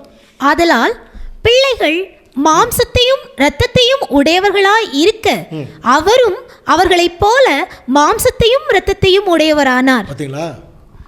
ஏன் ஆண்டவர் இயேசு கிறிஸ்து மாம்சத்திலையும் இரத்தத்திலையும் வந்தார்? வந்ததுனால தான் இவ்வளோ பாடு, இவ்வளோ அடி, இவ்வளோ துப்பு, இவ்வளோ அவமானம் வந்ததுனால தானே. அப்போ ஏன் வந்தார்? என் பிள்ளைகள் மாம்சத்தில் இருக்கிறாங்க, அவங்களுக்கு வலிக்கும், அவங்க மனசு ரொம்ப கஷ்டப்படும், அவங்களுக்கு குத்துனா ரொம்ப வேதனைப்படுவாங்க. அந்த வேதனை என்னங்கிறத நான் உணர வேணும். இயேசு கிறிஸ்துடைய நோக்கம் அதுதாங்க. அந்த வேதனை என்னங்கிறத நான் உணரணும். இன்றைக்கி உணர்ந்திருக்காரு, அவரை யாரும் கொஸ்டின் பண்ண முடியாது. அவருடைய வேதனை என்னங்கிறத நாம் உணர வேண்டாமா? அவருக்கு வேதனை இருக்கான்னு கேட்டுற வேண்டாம். அவருக்கு ஒரு சோதனை இருக்குது நம்மனால். என்ன தெரியுமா? அவர் தன்னுடைய பிள்ளைகளை எப்படியாவது தேவனிடத்தில் கொண்டு போய் சேர்க்கணும். அந்த நோக்கம்தான். அந்த நோக்கத்துக்காகத்தான் ஆண்டவர் இயேசு கிறிஸ்து அத்தனை ரிஸ்க் எடுத்து தன்னுடைய ஜீவனையே கொடுக்கறதுக்கு முன் வந்து. யோசனை பண்ணி பாருங்க. இதில் இன்னொரு விஷயம், அந்த நிழல் சொல்லும்போது பஸ்கா ஆட்டுக்குட்டியை அடித்தாங்க. அந்த ஆட்டுக்குட்டியினுடைய ரத்தம் நிலைக்கால்களை போயிடுச்சா? அந்த மாம்சம் எல்லாருக்குள்ளேயும் போயிடுச்சு பாருங்க. ரிமைன் இருக்கு அவங்களுக்குள்ளேயே. அவங்க எதிலிருந்து பாருங்க, எகிப்தை விட்டு வெளியே வர்ற வரைக்கும் அவங்களுடைய உடலுக்குள்ள அந்த மாம்சம் என்ன இருக்கு, உள்ள போயிடுச்சு இல்லையா? அதே மாதிரி தான் கண்ணுக்கு தெரிகிற ராஜ்யம் வெளியே வந்து டோட்டல் இஸ்ரேல் ஜனங்கள் எப்படி வெளியே வந்தாங்களோ அந்த மாதிரி உலக ஜனங்கள் எல்லாம் எகிப்தை விட்டு வெளியே வர்ற வரைக்கும் அந்த இரத்தம் நிலைக்கால்கள் இருக்கணும். அந்த மாம்சம் நமக்குள் இருக்கணும். அவருடைய தியாகம் நம்முடைய நெத்தியில் இருக்கணும். அவருடைய சரீரத்தில் நமக்கு பங்கு இருக்கணும். இதை கன்ஃபார்ம் பண்ணணும்னா ஆண்டவர் இயேசு கிறிஸ்துடைய மரணத்தை நினைவு கூறக்கூடிய நிலைமையில் உள்ள வந்து அவர் நமக்கு ஒரு கட்டளை கொடுத்துருக்கார் பாருங்க. என்னை நினைவு கூறும்படி இதை செய்யுங்கள் சொன்னார் இல்லையா? ஸோ என்ன நினைவு கூற போகிறோம்? கடைசியாக அன்புக்குரிய சகோதர சொல்லி என்ன நினைவு கூற போகிறோம்? அவர் என்ன பண்ணியிருக்கார் தெரியுமா? தன்னுடைய சபையை வெளியே கொண்டு வர்றதுக்கு அவர் என்ன பண்ணியிருக்கார்? எபேசியர் 5ஆம் அதிகாரம் 25ஆம் வசனம் வாசிக்கலாம் பாருங்க. புருஷர்களே, உங்கள் மனைவிகளில் அன்பு கூறுங்கள், அப்படியே கிறிஸ்துவும் சபையில் அன்பு கூர்ந்து. பார்த்தீங்களா? கொஞ்சம் கவனிங்க. கிறிஸ்துவும் சபையில் அன்பு கூர்ந்து, அப்புறம் தாம் அதை திருவசனத்தை கொண்டு தண்ணீர் முழுக்கினால் சுத்திகரித்து பரிசுத்தம் ஆக்குகிறதற்கும் கரை திரை முதலானவைகள் ஒன்றும் இல்லாமல் பரிசுத்தமும் பிழை அற்றதுமான மகிமையுள்ள சபையாக. அந்த வார்த்தை பாருங்க, ரொம்ப முக்கியம். இதெல்லாம் தனித்தனியா வார்த்தைகளை நம்ம கவனிக்கணும். முதல்ல என்ன சொல்றார்? திருவசனத்தை கொண்டு தண்ணீர் முழுக்கில சுத்திகரிக்கிறார். ஏன் அப்படின்னா நமக்குள்ள கரை திரை ரெண்டு இருக்கு, ஸ்பாட்டட் அண்ட் ரிங்கிள். இது தனியாக ஒரு சப்ஜெக்டாக தான் பார்க்கணும். புரியுதுங்களா? கரை திரை இது எதுவுமே இல்லாமல் பரிசுத்தமும் பிழையற்றதுமான, அடுத்த வசனம் பாருங்க, மகிமையுள்ள சபையாக. எவ்வளோ ஆசை இருந்திருக்கு பாருங்க. என்னுடைய மனைவியை நான் மகிமைப்படுத்தணும். என்னுடைய மனைவியை யாரும் பிளேம் பண்ணிடக்கூடாது. என்னுடைய மனைவி கற்புள்ளவள், என்னுடைய மனைவி பிழையற்றவள். அப்படியா? நம்ம அப்படியா இருக்கோம்? இதுக்கு ஆப்போசிட்டாக இருக்கும். அப்படி ஆப்போசிட்டாக இருக்கும்போது தன்னுடைய மனைவி பிழையற்றதும் பழுதற்றதுமாக இருக்கணும்னா தேவனே நான் என்ன செய்யணும்னு கேட்குறார் பிதாவாகிய தேவனிடத்தில். தேவன் என்ன சொன்னார் தெரியுங்களா? வசனத்தில் கழுவுனா மட்டும் பத்தாது. இன்னைக்கு பாருங்கள், எத்தனை வசனம் கேட்குறோம், எத்தனை கன்வென்ஷன். திருந்திருக்கிறோமா? மைண்டே மாற மாட்டேங்குதுங்க. பழைய மைண்ட்லேருந்தே வரமாட்டேங்கிறோம் பாருங்கள். அப்போ என்ன தான் நடக்கணும்? அந்த மனுஷனுக்குள்ள உணர்வு போகணும்னா கவனிங்க, அவர்கள் கழுவப்படுவது உன்னுடைய ரத்தத்தினால் கழுவப்படணும்னு சொன்னார் தேவன். அப்படியா? அப்போ என்னுடைய ரத்தத்தினால் அவங்க கழுவப்படணும்னா என் ரத்தம் என்ன செய்யணும்? இந்த பூமியில் சிந்தப்படணும். அதுக்கு என்ன பண்ணணும் தேவனே? நீ ஒன்றும் பண்ண வேண்டாம், உன்னை நீ ஒப்பு கொடுத்தால் போதும். புரியுதுங்களா? நொறுக்கிற வேலையை நான் பார்க்குறேன்னாரு தேவன். பாருங்கள், தேவனும் கிறிஸ்துவும் எப்படியாவது இந்த ஜனங்களை வெளியே கொண்டு வர்றதுக்கு ஒன்றா இருக்கிறாங்கன்னு எதில் பாருங்கள். தன்னுடைய மகனை வந்து நொறுக்க சித்தம் கொண்டார் தேவன். ஆண்டவர் அப்படியே தன்னை ஒப்பு கொடுத்துட்டார். இது அவருடைய சபைக்கு புரியுமா? ஏன்னா நம்முடைய பாவங்கள் எல்லாம் சோப் போட்டு கழுவ முடியாதுங்க, ரத்தத்தில் தான் கழுவி ஆகணும். அப்படின்னா புரியுதா? அது எப்படி ரத்தத்தில் ஒரு விஷயத்தை ரத்தத்தில் கழுவுனா சிகப்பத்தனை ஆகும்? ஆமாங்க, சிகப்பாக ஆயிடுச்சுன்னா வெளியிலிருந்து பார்க்குறவங்களுக்கு அந்த சிகப்பு மட்டும்தான் தெரியும். ஆண்டவர் இயேசு கிறிஸ்துடைய அந்த கவர் பண்ணுறா பாருங்க, அவருடைய பலி மட்டும்தாங்க தெரியும். உள்ளுக்குள்ளே நம்மளை மறைச்சறாராம். நம்முடைய பாவங்களை மறைக்கிறார். நம்முடைய அக்கிரமங்களை சுத்திகரிக்கிறதுக்கு அவருடைய ரத்தத்தை அப்படி சுத்தி வைக்கிறார். அப்படியே வெளியே தெரியுது, மறுபடியும் என் ரத்தத்தை கொடுக்குறதுக்கு நான் ரெடியாக இருக்கேன். இன்னைக்கு அப்படித்தாங்க, ஒரு வருஷம் முழுவதும் வெளியே போகிறோம், எவ்வளவோ பாவங்கள் வெளியே தெரியுது. ஆண்டவர் நம்மளை கூப்பிட்றாரா, வந்துருங்கப்பா, என்னுடைய மரணத்தை நினைவு கூறும் நாள் வாங்க, மறுபடியும் என் ரத்தத்தை கொடுத்து நான் மறைக்கிறேன். அதுக்குள்ளே நீங்கள் பரிசுத்தமாயிடுங்க என்று சொல்லி தாங்க கூப்பிட்றாருங்க. இன்னொரு வசனம் கூட வாசிக்கலாம். தீத்து 2ஆம் அதிகாரம் 14ஆம் வசனம். அவர் நம்மை சகல அக்கிரமங்களினின்று மீட்டு கொண்டு தமக்குரிய சொந்த ஜனங்களாகவும் நற்கிரியைகளை செய்ய பக்தி வைராக்கியம் உள்ளவர்களாகவும். பாருங்க, முதல்ல வசனம் பாருங்க. அவர் நம்மை சகல அக்கிரமங்களிலிருந்து மீட்டு கொண்டு தமக்குரிய சொந்த ஜனங்களா. அப்ப எல்லா அக்கிரமத்திலிருந்து மீட்டு கொண்டிருக்க அவர் ரெடியா இருக்கார். அப்புறம் நற்கிரியைகளை செய்ய பக்தி வைராக்கியம் உள்ளவர்களாக. இதில் என்ன ஆச்சரியம்னா, நிறைய பேர் நற்கிரியைகளை செய்கிறதே இல்லை இல்லையா? ஆனால் என்ன சொல்கிறாருன்னா, நீ நற்கிரியை செய்கிறதுல நீ பக்தி வைராக்கியம் உள்ளவர்களாக இருக்கும்படி, நம்மை சுத்திகரிக்கும்படி நம்மைத்தாமே, பாருங்க, நமக்காக தம்மைத்தாமே ஒப்பு கொடுத்தார். விசேஷமாக திருச்சபைக்காக தாங்க அவர் உயிரையே கொடுத்துருக்கார். இது என்ன விசேஷம்னா, நிறைய பேருக்கு ஒரு சந்தேகம். இந்த காலங்களில் திருச்சபை மனவாட்டிக்காகத்தான் ஒரு உயிரை கொடுத்தாரு, 2 வசனம் 3 வசனம் படிக்கணும் இல்லையா? அப்போ உலகத்துக்காக இல்லையா? யோவான் ஸ்நானகன் சொன்னார் இல்லையா, உலகத்தின் பாவத்தை சுமந்து தீர்க்கிற தேவ ஆட்டுக்குட்டினார்.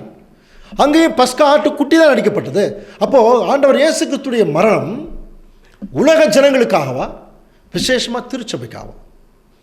2க்காகவும் தான் அப்படின்னு சொல்ல முடியாது. 1க்காக தான். ஒன்றா உலக ஜனங்களுக்காக இருக்கணும், இல்லைன்னா திருச்சபைக்காக இருக்கணும்.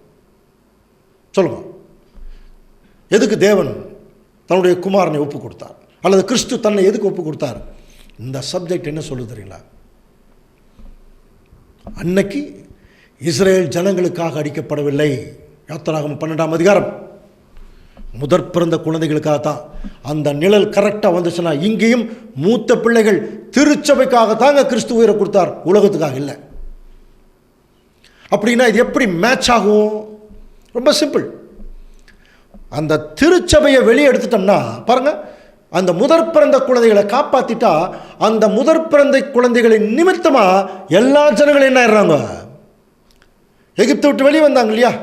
அதே மாதிரி தான் இங்கேயும் திருச்சபையை வெளியே எடுத்துட்டாருன்னா, திருச்சபை நிமித்தமாக உலக ஜனங்களே வெளியே வந்துடுவாங்க. ஏன்?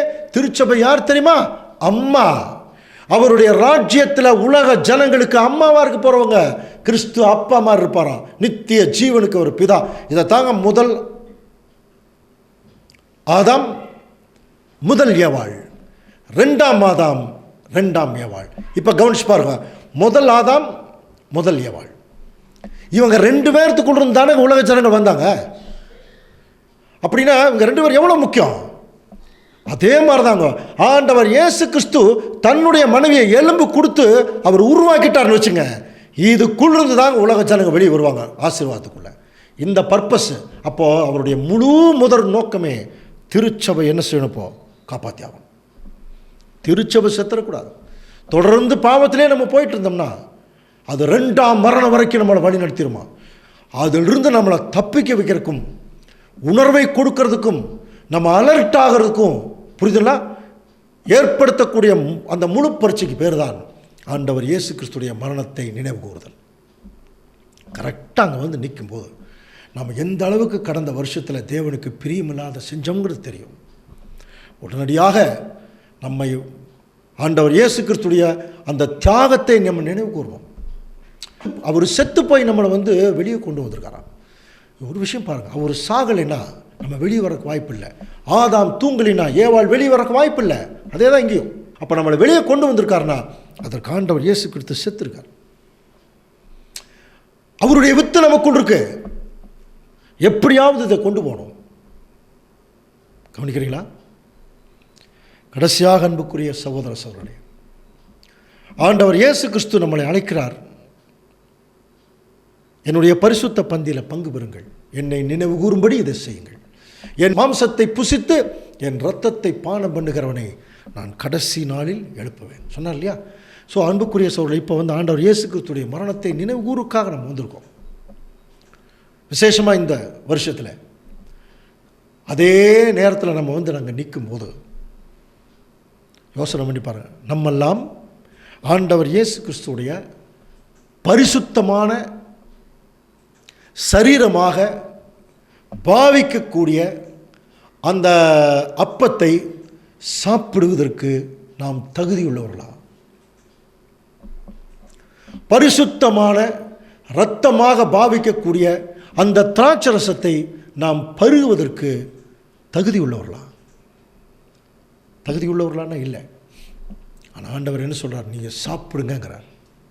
இப்போ நம்ம வந்து முன்னாடி நிற்கிறோம், ஆண்டவர் முன்னாடி இப்போ நிற்கிறார். நம்ம சொல்கிறத கொஞ்சம் கவனிச்சுங்க. இப்போ ஒரு வசனம் சொல்லுது பாருங்க, எபிரேயர் 10:19.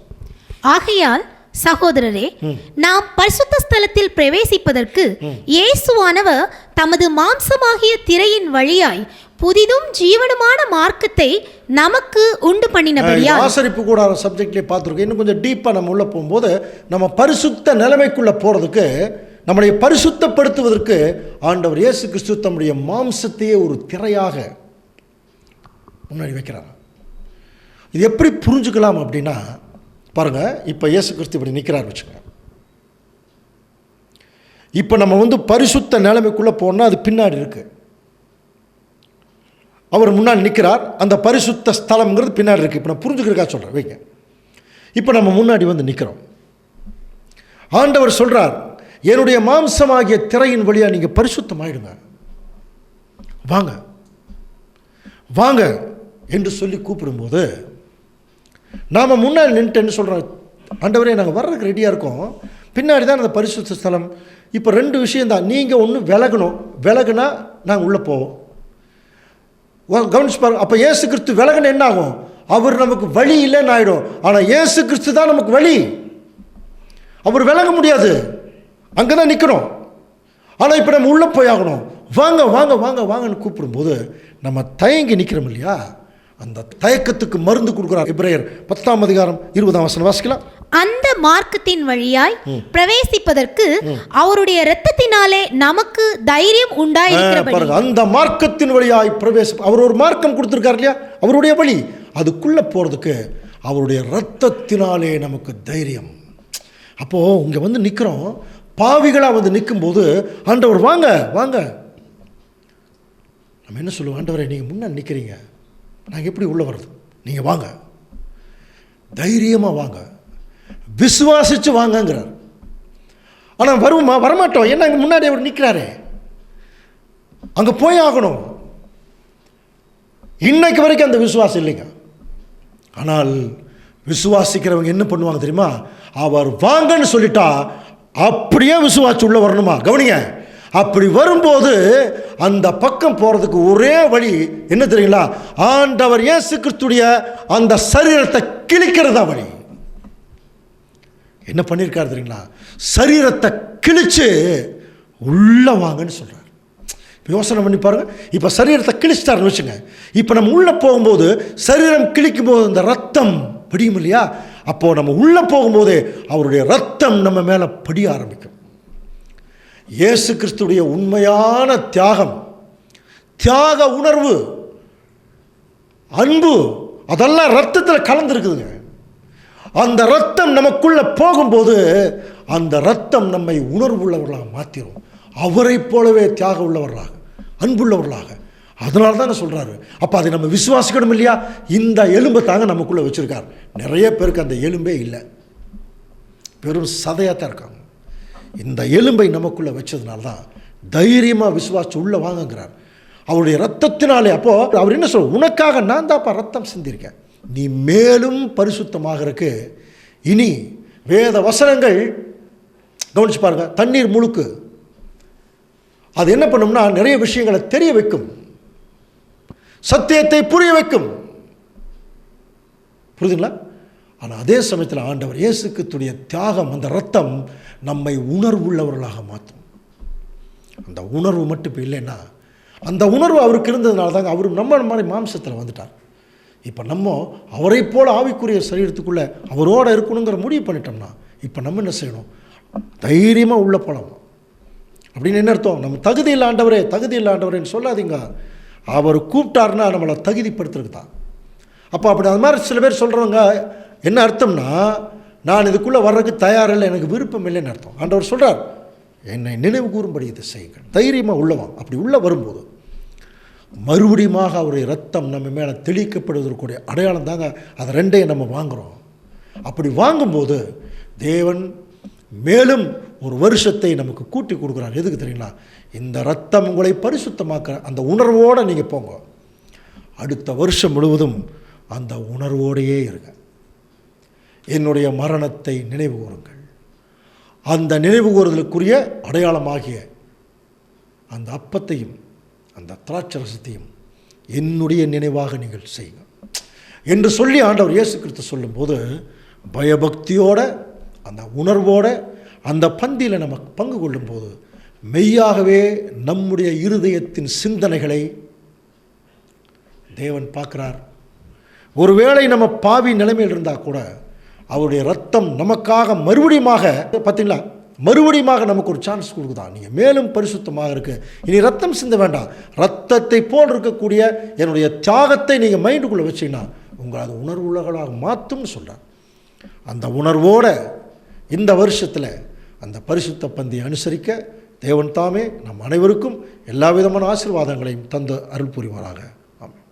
கிறிஸ்துவுக்குள் மிகவும் அன்பாக அழைக்கப்பட்ட அன்புக்குரிய சகோதர சகோதரிகளே, தேவன் இந்த நாளிலே நம்முடைய ஆவிக்குரிய ஜீவியத்தில் பலப்படுத்துவதற்கு தேவன் இந்த நாளிலே கொடுத்த அவருடைய விலையேறப்பெற்ற பாடத்திற்காக கிறிஸ்துவுக்குள்ளாக நன்றிகளை எடுத்துக்கொண்டு, தேவன் தாமே கேட்ட சத்தியங்களின் அடிப்படையில் நம்முடைய வாழ்க்கையை சீர்படுத்தி வாழ தேவன் தாமே நமக்கு கிருபை செய்வாராக.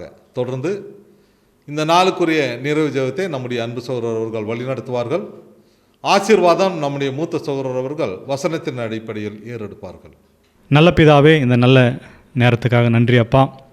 அப்பா, மட்டுமாய் உம்முடைய வார்த்தைகளை எங்களுக்கு தந்தீர், உம்முடைய வசனத்தை, உம்முடைய பிரமாணங்களை எங்களுக்கு போதித்து தந்தீர். அப்பா, உம்முடைய வார்த்தையின்படி நாங்கள் வாழவும், எங்கள் பலியின் ஜீவத்தில் நாங்கள் வாழ்ந்து உமக்கு பிரியமுள்ள பிள்ளைகளாய் வாழ்ந்து உம்முடைய சத்தியத்தில் நாங்கள் வாழ்ந்து உமது அண்டையில் வர எங்களுக்கு கிருபையும் ஞானத்தையும் தரும்படியாக உம்முடைய பரிசுத்த ஆவியை தந்தருளி எங்களை நல்வழிப்படுத்தும்படியாக கிறிஸ்து இயேசுவின் இன்ப நாமத்தில் ஜெபிக்கிறோம் எங்கள் ஜீவனுள்ள பரலோக பிதாவே. ஆமேன். எல்லா புத்திக்கும் மேலான தேவ சமாதானம் நம்முடைய இருதயங்களையும் சிந்தனைகளையும் கிறிஸ்து இயேசுவுக்குள்ளாக காத்துக்கொள்ள கடவது.